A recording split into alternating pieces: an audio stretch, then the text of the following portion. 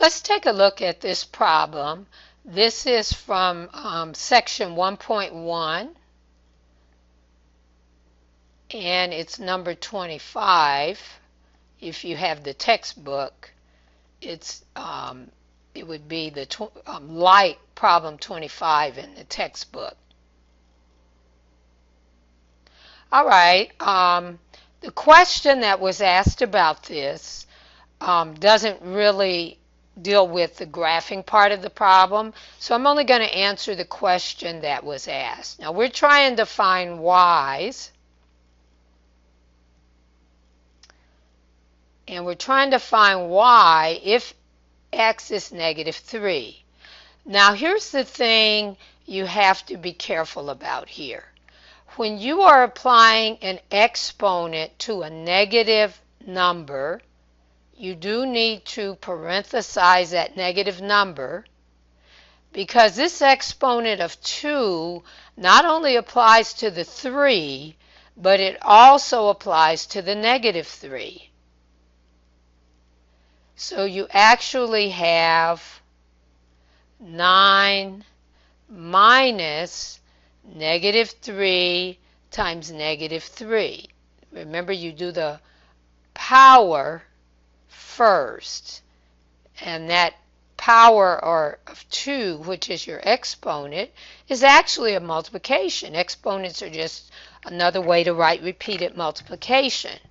So notice you have 9, you have the subtraction sign.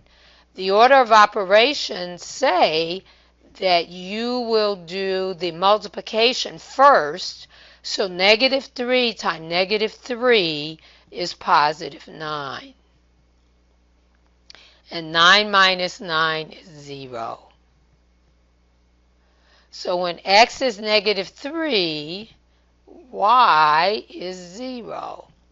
So you just have to be careful there that you realize whenever you are asked to apply a power to a negative number,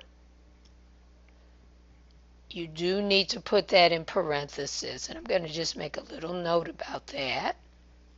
So when you square, if you write this with the square -3 squared, that power of 2 only applies to the 3.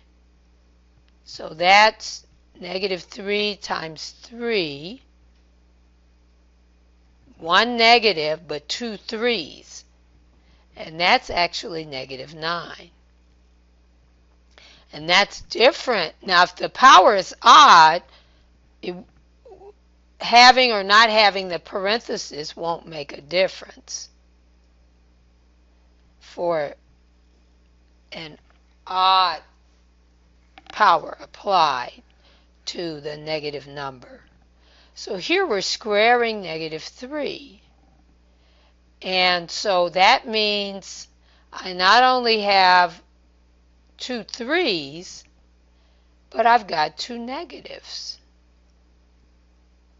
So this is +9. So you want to really convince yourself of why these two are different. I hope this helps.